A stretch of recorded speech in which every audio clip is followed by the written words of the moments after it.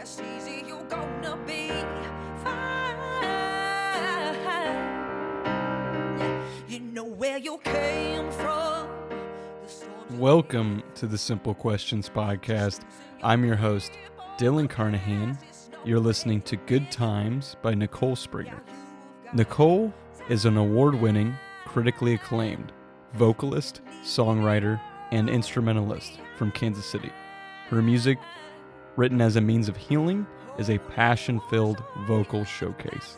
Each of Nicole's songs are personal pieces that drift in and out of her influences, from joyous soul pop to ballads reminiscent of blues and old country. The question for this episode is, how does inflation work? You will learn in this episode factors that impact inflation, what's causing our recent inflation, and steps the United States can take to reduce inflation. Our guest obtained his doctorate degree in economics from the University of Wisconsin-Madison in 2009. He is a professor of economics at Avila University in Kansas City, Missouri, where he teaches topics such as microeconomics, macroeconomics, applied microeconomics, and quantitative analysis. And he is a great lecturer that I had the privilege to learn from. I introduce to you Dr. Malcolm Gold.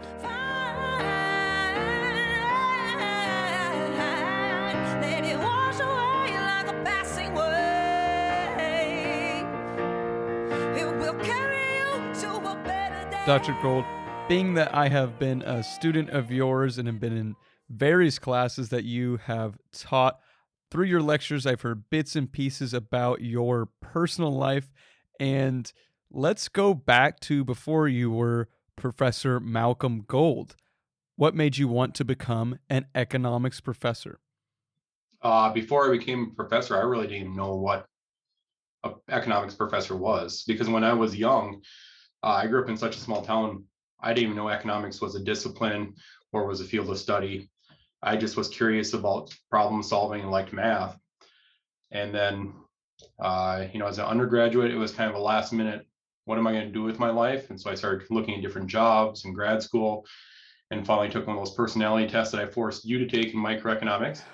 Okay.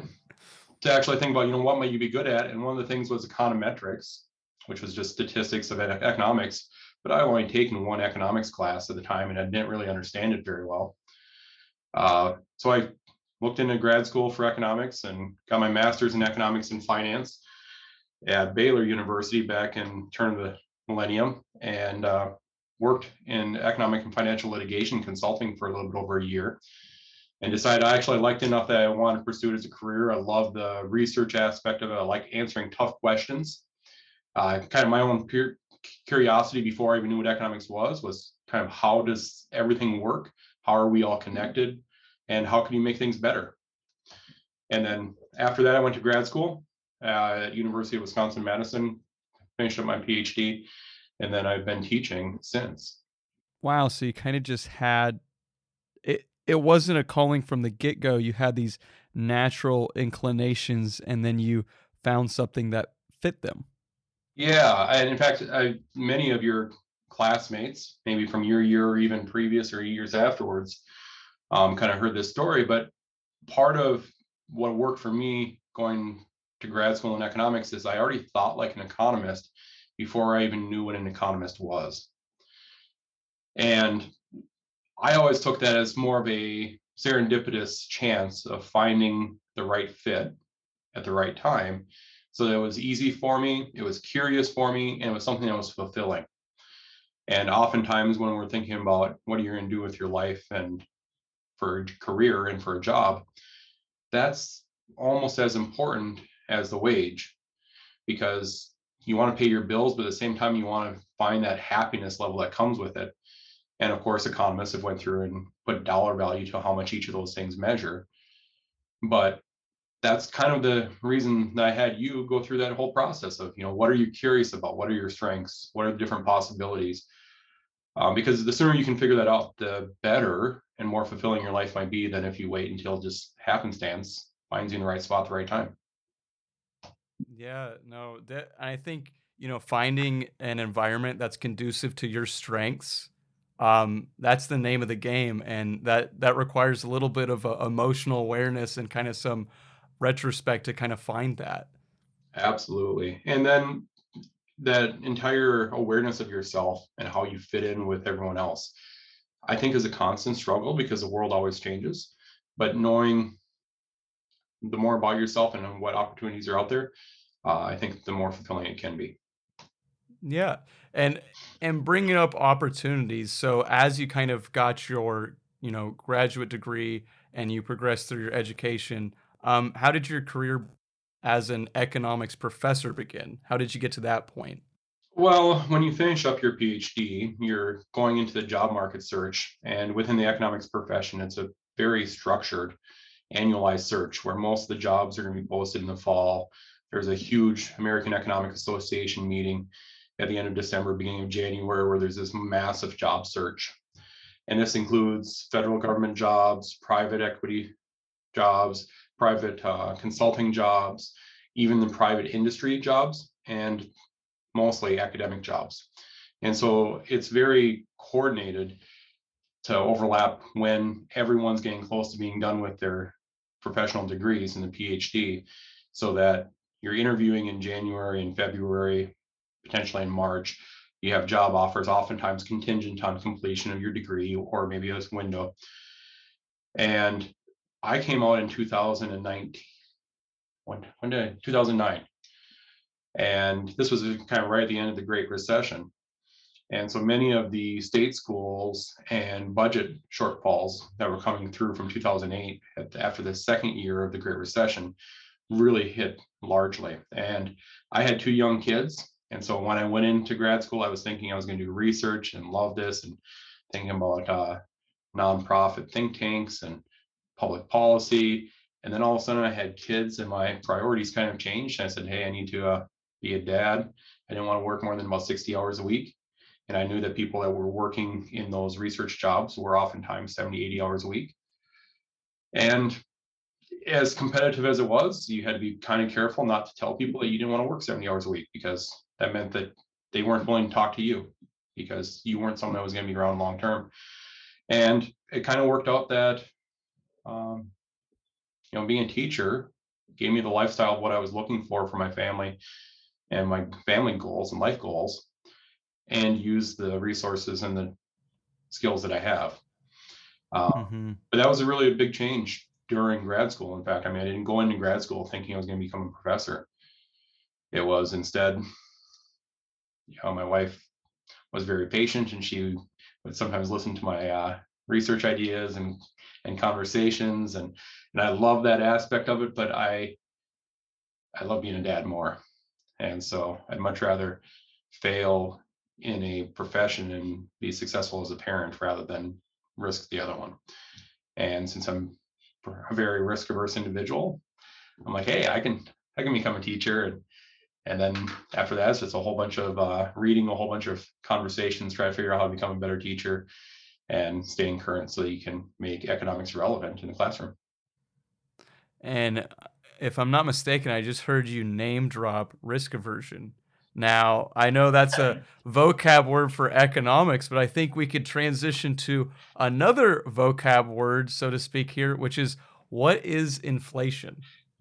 Well, risk aversion as a vocab word just means I don't like taking chances.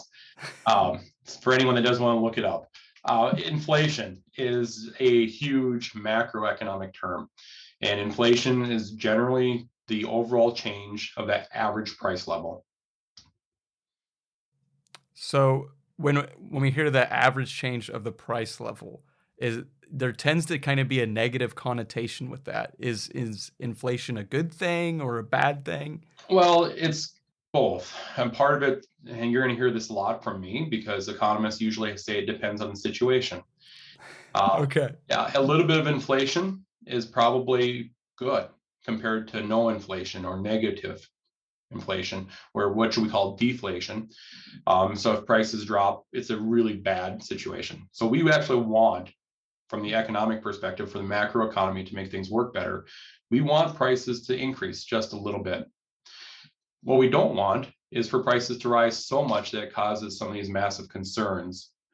And what we're experiencing today is kind of a little bit of an intermediate where prices are going up more than what they've happened in the past. And it's causing this angst and this concern, because when I say inflation is the average price level, it doesn't necessarily indicate that all prices go up at the same rate.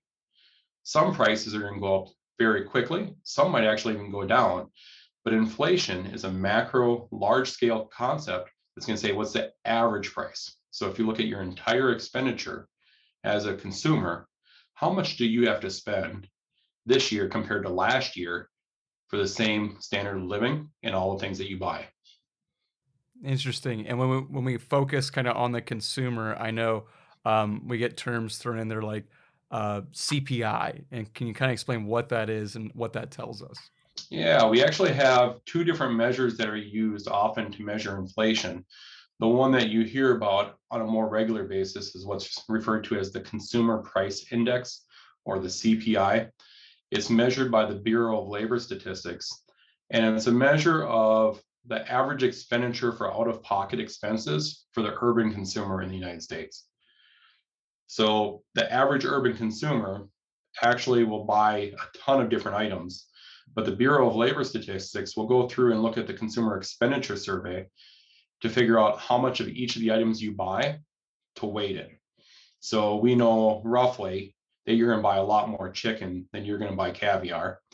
And so Okay. the price of chicken increase will affect the consumer price index more than the price of caviar. But we look at the average urban consumer, and then we're looking at an index, which is just basically saying we're going to pinpoint this measure in one time and point, or one time in place, and then compare it relative to that, because the consumer price index is all about what you buy on average out of pocket. And so by having an index, we can easily compare it one time to the next and measure inflation as the growth rate or the change in percentage terms of that consumer price index. Now, the second measure of inflation, that's probably the one that's more important when we're thinking about public policy and we're thinking about going forward, what might be considered for different actions to fight some of the inflation concerns we have today, is actually the PCE. And the PCE is actually the, I'll make sure I look this up so I get this one correctly. This is for credit, Professor Gold. For credit. PCEs for credit. Yeah. Well, the personal consumption expenditure. Okay. And the personal consumption expenditure, instead of being measured by the Bureau of Labor Statistics, is actually measured by the Bureau of Economic Analysis. So they're both government agencies. They're tracking data to look at the overall expenditure and price change. But the PCE incorporates things in your total expenditure that might not be including your out-of-pocket expense. So this could include things like healthcare or things that are purchased by others. The CPI tends to be a little bit higher than the PCE, but the Federal Reserve tends to target the PCE more than the CPI. And yet, if you're looking at AP or Reuters or looking at news releases, you're going to hear about the CPI. Okay, so it sounds like the PCE may give a more complete picture as to what's going on. It is. The problem with using the PCE is the way that's constructed is we actually have to go back and look at how you change your expenditure. Because if prices change and you go to the grocery store, if one item goes up in price, you're going to buy less of that and substitute towards a cheaper good. We just don't know exactly how much you're going to do that. And so we actually need all of the data from today to figure out the entire effect on your average prices for the PCE. The CPI doesn't take in consideration all of that substitution effect simultaneously. It's actually a difference in how that index is constructed. So the PCE can't be reported until after the fact. The CPI is actually reported today based off sampling techniques to get you a better idea. Okay. Now, when we have the CPE or PCE, I think I spoke PCE and CPI. PCE, we got the PCE, the CPI. We're hearing all about this, and we're going, oh my goodness. We got some people saying my caviar is going up. We got other people saying, more importantly, my chicken's increasing in prices. What are kind of some factors that impact inflation? Well, we really have two major factors that affect prices. And it's going to make sense probably more from the individual level, but this shows up at the macro level as well for the country. And we typically think of these as our cost push inflation. And cost push inflation is typically something that's going to be driven by a change in the production process. Okay. So if it becomes more expensive to actually produce a product, then that cost is going to get passed on from the firm and the producer to the consumer. If we think about cost push inflation, we might be thinking something like low unemployment rates, where it's really tough to hire workers, and so the firms have to offer higher wages. That would be something that is referred to as cost push inflation. But we could also think about increases in other raw materials. We could think about natural disasters. We could think about supply chain. We could think about changes in technology or regulation such that the productivity of the worker is actually going to decrease, therefore increasing the cost per unit of production. That's one type of inflation. The second type of inflation source that we have, and both of them oftentimes exist together, but the second source of inflation is something that's referred to as demand pull inflation. And demand pull inflation happens when you have individuals that want to purchase more than what's actually available to purchase. So when the production levels are less than what the consumers currently want to purchase, this excess demand is going to drive the price up because consumers want it and they're going to bid against each other. And the firm knows because they have a limited supply, they can raise the price and still sell the product. So if we think about demand pull inflation, we could think about some of the things that maybe would cause this, something like overall marketing or changes in taste and preferences. One of the things that we've seen just recently is this overall massive change for the desire for Lysol cleaning products or a hand sanitizer.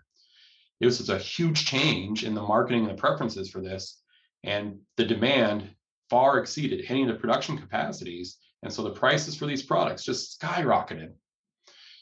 We also have other situations where we'd have demand pull inflation, things like low interest rates. So you have the ability to go borrow money. You want to go buy a house because the all-time mortgage rate low of, whatever it was, 3.15% for qualified buyers, for a 20-year fixed mortgage rate. Or if we think about having some of the stimulus checks that came out in the last couple of years, all of a sudden you have this extra money that's showing up in your bank account that you weren't planning on, and now you're going to go spend it. And that extra money that shows up in your bank account when you go spend it increases the demand for products and then pulls the price up. So those are the main two drivers for inflation. In certain situations, we have a third one, but this one I don't think is probably nearly as important in the grand scheme of things, but that's really about the consumer expectations.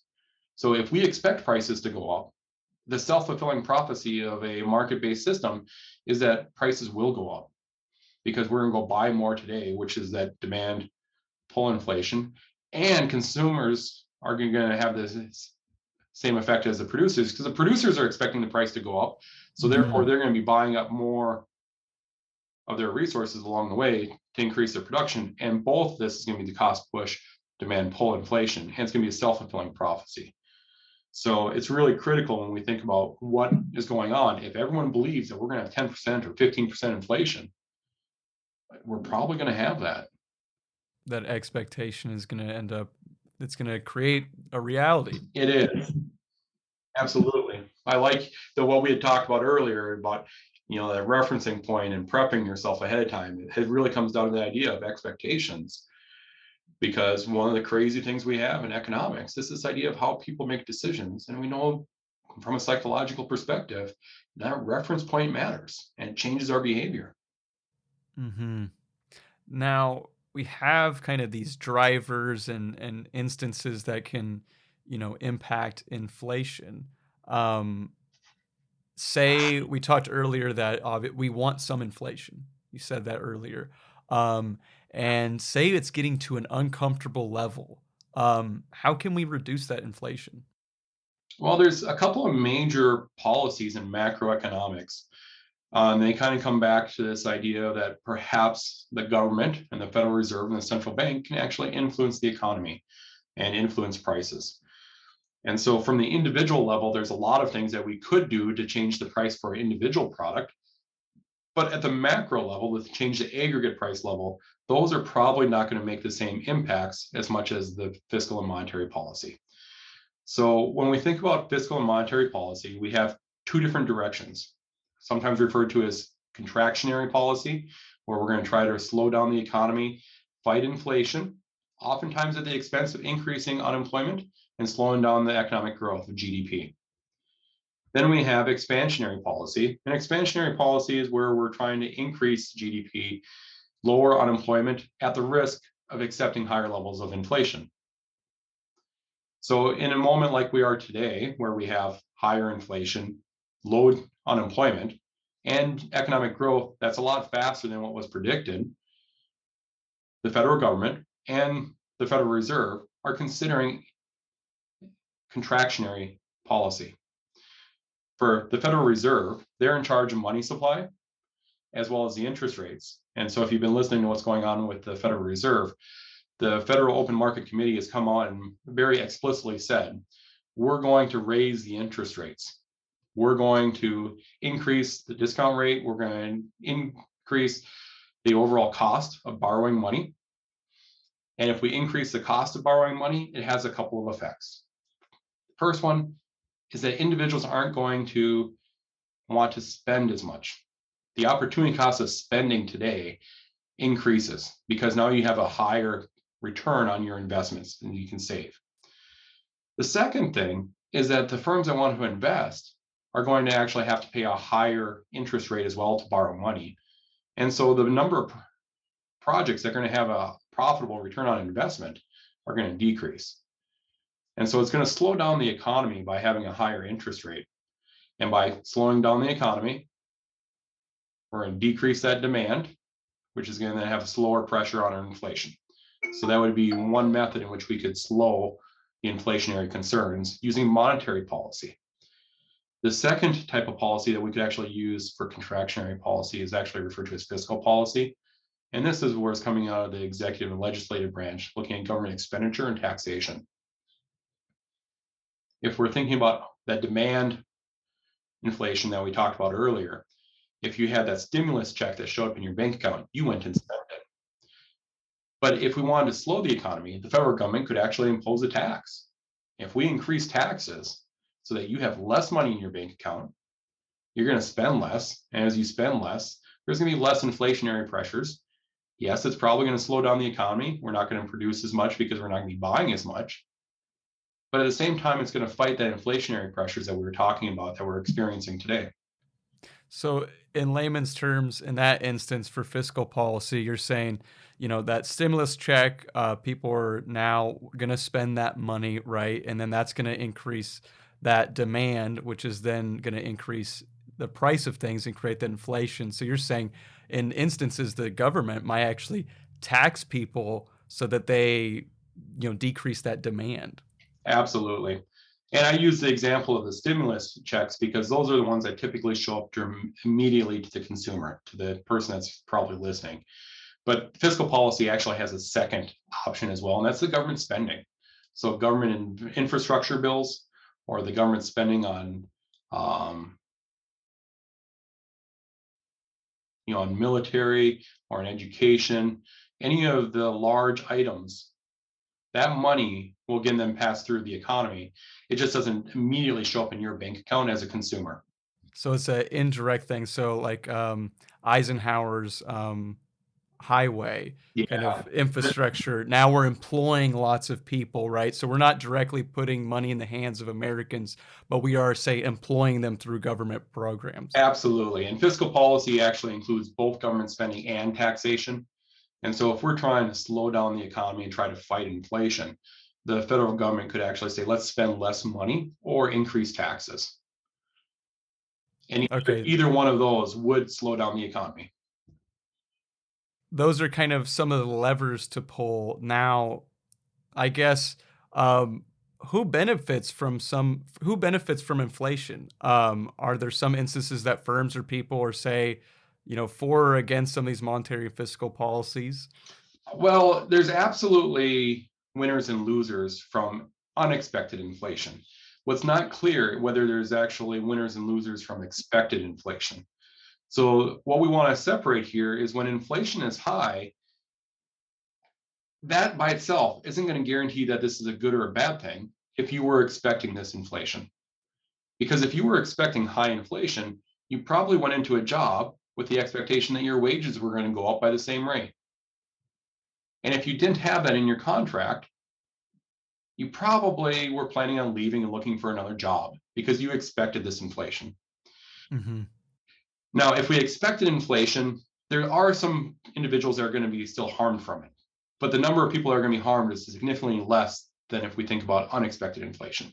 So I want to make sure we address who is actually harmed with expected inflation. And those are individuals that are living on a fixed income. Okay. So if we're thinking about a fixed income where it's not indexed to inflation, so Social Security is actually indexed to a cost of living adjustment. So it does go up by inflation measures. It typically doesn't go up as quickly, and at least this is the argument from I've heard from the individuals that say it needs to go up faster, is it's not as indexed as quickly as it should, and it doesn't necessarily represent the true cost for individuals on Social Security versus the average inflation. But it is indexed so that anyone that's living off Social Security actually will receive a higher monthly stipend with higher inflation.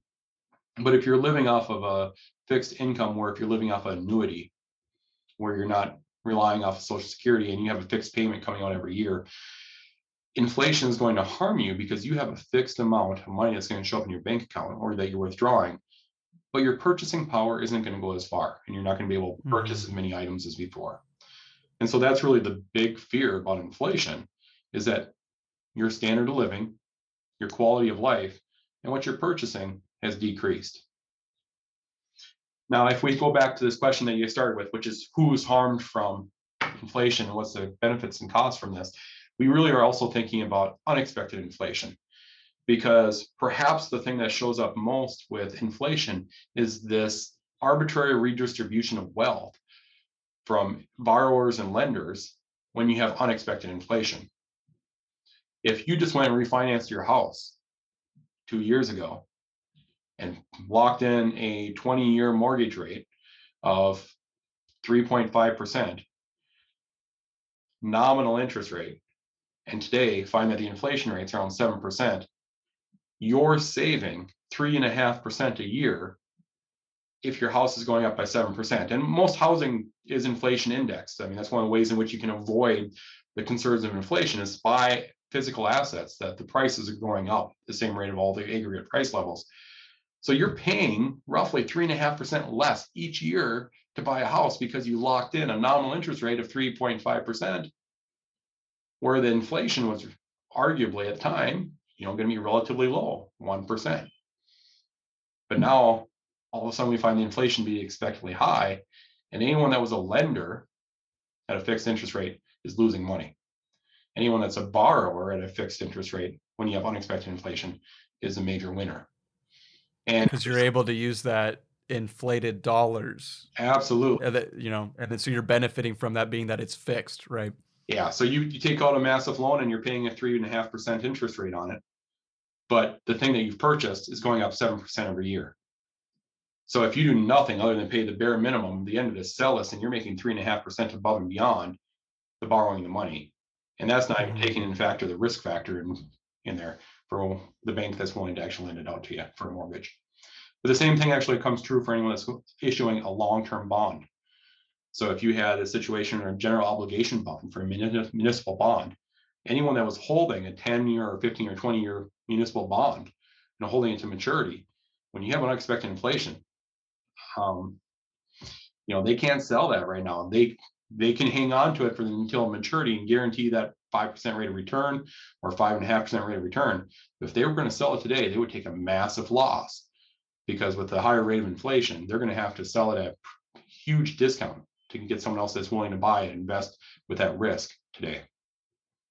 Interesting. So we've kind of went through some winners and losers for expected and unexpected inflation. Now, say we have people that are, really concerned. They're really concerned. They're seeing, these prices go up. Um, I mean, how concerned should they really be about inflation? It kind of depends on their individual situation and their work situation. Because if you have a salary or a wage that is indexed to inflation, so you have a cost of living adjustment that goes up with the inflation, your quality of life isn't probably going to change too much from year to year. You will still have the disruption trying to figure out what you're going to purchase because some prices are going to go up more than others. But it also gives you the opportunity then to make more out of your money because there's going to be some deals to be out there. Now, on the other hand, if you have a job where, or if your income is fixed and it's not going to be going up with inflation, that is a valid concern because all of a sudden now you're not going to be able to purchase as much as before.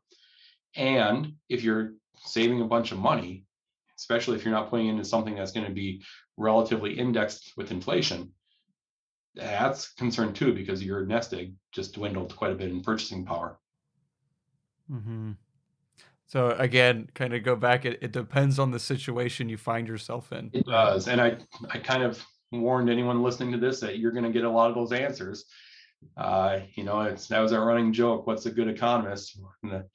And Truman came back, said the one-armed economist, because it's always on one hand, you got a good answer. On the other hand, you got a bad answer. So yeah, the only good economist is one that has one hand. So, I think we've done a great job. You've done a great job going through and kind of giving us a really good macro perspective and kind of, um, quantifying some of these things for our listeners. Um, Kind of right now, in basic terms, what's causing our recent inflation? Well, I mean, you have really two major things that have happened in the last 2 years with COVID. The first was when the shutdown happened in early 2020, everyone stayed home and you had major disruptions to the supply chain. Hmm. You had major changes to the workforce and the requirements of how to be safe in the workforce. That increased the cost of production and in some instances actually shut down and delayed production of certain key products that we see in the auto industry that's holding back production going forward multiple years later. So we have that major cost push inflation that we were talking about earlier. Hmm. The second side that we have, and this was that cost push inflation is really what we were hearing about early in 2021, where you saw major price increases in auto industry, and it was all about the supply chain. I think we actually have both types of inflation though, because I don't think that the Federal Reserve or the federal government were predicting the immediate effects of the stimulus checks and the lower interest rates. And so the economy has actually rebounded so quickly that we went out of a recession or, a short-term 1 quarter massive drop in GDP with the highest rate of unemployment since the Great Depression back to an economy that's growing very, very quickly with low unemployment. And what we're having now is we also have that demand pull inflation and the cost push inflation. So both of these are driving it simultaneously. And that's where you're hearing what's going on today, which is maybe we underestimated the effects of keeping the interest rates low. Maybe we underestimated the effects of the fiscal policy with these stimulus checks, because some of these stimulus checks were very different than what we've experienced in the past. I mean, the stimulus checks that had a massive impact was the stimulus checks that went out for single mothers and single parents or dual parents that actually had lower income levels. So you had this child tax credit that came out to intentionally fight childhood poverty at the same time as an impetus for trying to stimulate the economy. So it wasn't just a stimulus check for everyone. It was targeted at childhood poverty and at-risk populations. And what happened when we saw with this is it dramatically decreased the over childhood poverty, which was exactly what the target was, and almost all of this money was spent. So that had a huge effect on the economy, where that stimulus check, for some individuals, they didn't need to spend all that money right then to get by. And so some of it just went into a bank. Hmm. But by changing the way in which those stimulus checks came out, I think it actually had a bigger impact and could have had a bigger impact with less money coming out from the government, but it would have been directed at very specific populations. And that, of course, is going to be a contentious area amongst your listeners, anyone else talking about this, whether that was a good or a bad thing. But I think now we're far enough along that we're seeing that perhaps those steps along the way to right the economy and get it back to full economy actually were more than enough. And now we're actually growing too fast. So there are a couple of things there. The last thing you mentioned is kind of interesting. The fact that the actual distribution of these fiscal policies, this money, has an impact. As far as explicitly where it's going. And then it's kind of interesting too. You bring up that okay, we are having a lot of supply chain disruptions based upon this global pandemic. We lived in a highly globalized world. We have ports in Italy where we got wine just sitting there. We don't have truck drivers are ill. We have all sorts of these things happening. And then we, through fiscal policy, try to course correct, if you will. And it sounds like you're saying that we might have course corrected a little too much. I think that's the general consensus and concern today with the high level of inflation and the low unemployment. A year ago at the time when these stimulus checks were going out and Congress was passing them, I don't know if anyone was going to say that publicly. Instead, you had the politicking one way or another saying that we need to spend it on something else or we shouldn't spend it all in general. But the challenge that we always have with macroeconomic policy is it's really tough to get an accurate prediction about what's going on today and how much of an effect monetary or fiscal policy will have. Because it really is almost more like a crystal ball and a potion trying to figure out how much you can add and how much is going to change rather than a cook by numbers or cook by recipe.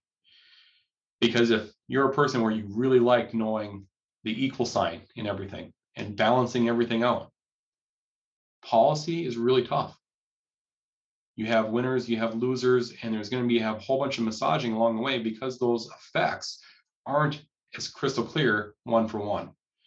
We have things that are what's referred to as multiplier effects. So if you spend money as a government in some area, it's going to have a bigger effect than if you spend money in other areas for overall effect on the economy. And that disconnect between what's currently going on and accurately measuring it, just because the size of the economy is so big, we actually don't know what's going on instantaneously today. We have a ton of sampling techniques where we're trying to gather information with the jobs reports. But that doesn't tell us everything. That's just a snippet of information. And the job reports is actually one of the things that came out when the pandemic started, where economists were looking at the numbers like we've always done in the past, and we were predicting that we're going to have a longer, higher level of unemployment than what actually happened. Because as soon as people were willing to go back to work, they went from I don't have a job to I have a job. And so the number of people that went back to work after that huge unemployment at the start of the pandemic really took everyone by surprise because our categories of unemployment didn't actually accurately reflect the descriptions that we had today during the COVID pandemic. Wow. I mean, just in going through our conversation, I mean, this is a very dynamic situation on a very large scale. And so, kind of quantifying some of these things can make it difficult to predict the outcomes you'll get. So, and much as you mentioned too, I mean, it's difficult from a political level because, you're trying to your constituents, they've elected you and you have to have their best interests at heart. And it's a super dynamic situation and, instantaneous relief is a necessity. And it's just very tumultuous, right? It is, and that's why hopefully if you're curious about this looking forward, pay attention to what the Federal Reserve is doing, because the Federal Reserve and the Board of Governors are not going to be putting out their political advertisements to get voted in. You don't vote for them in. They're confirmed by Congress, they're appointed by the president, and they're really looking at the long-term effects. And so the Federal Reserve and the central bank actually is more nimble and more able to make changes than we have through the fiscal policy and congressmen. and their representatives. And what makes that the case? I know, like, for instance, Supreme Court justices are voted in for life. Is that kind of the same thing with these positions we're talking about? The Federal Reserve it's a little over 110 years old right now, or roughly 109 years. So if your listeners are getting upset at me that I don't know the exact date, I apologize for that. The Federal Reserve Act was back in like 1913 or 1911. But it was designed to be apolitical. So trying to be immune, or at least a buffer from the fiscal side. The central bank isn't in charge of actually printing the money, but they're in charge of money supply. They're looking at the overall regulatory health of the banking industry, of borrowers and lenders, and monetary policy, the interest rates or money supply, to affect the overall strength of the economy. So try to buffer against major recessions, or try to slow down the economy when needed to try to fight inflationary pressures. Now, I know we've kind of talked, from a general aspect, but in the situation we kind of find ourselves in, I guess what steps could the U.S. take to reduce inflation? The Federal Reserve has already come out and pretty much announced that they're going to have a 50% basis point, or a 50 basis point increase in the discount rate. We expect to see, that half percentage point increase. They've already came out and announced that it wouldn't be surprising that we're going to see another 50 basis point increase in the next couple months even. So if the inflation pressures continue, I think you're going to see interest rates going up in the short term. You're kind of seeing this already if you're looking at the yield curves, that the short-term interest rate already went up high enough that we have an inverted yield curve right now, which is, of course, one of the things that's concerned for overall future of the strength of the economy and whether we're going to go into recession or not. But I suspect that you're going to see a lot of conversations from the Federal Reserve and the FOMC coming out saying interest rates were too low.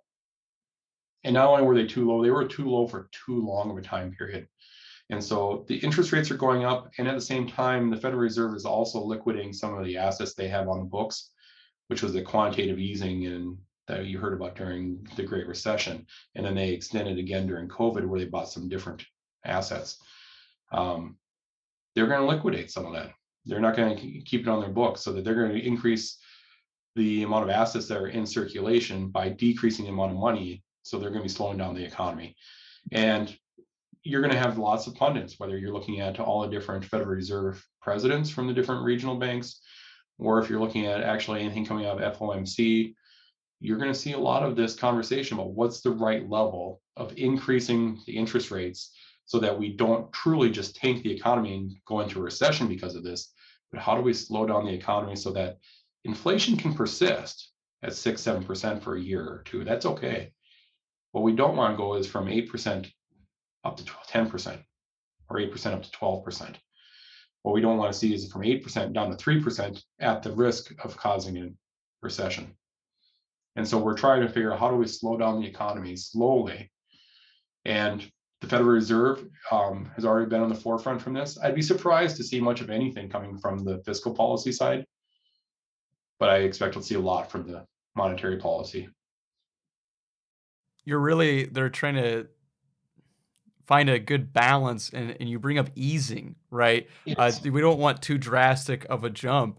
And so I feel like we're kind of in a fish tank here, and someone's going for a water change and they're not trying to add too much hot water or too much cold water, right? That's a great analogy, because it really is the balancing. And this is actually in Congress has passed something that the Federal Reserve has, something that's referred to as the dual mandate.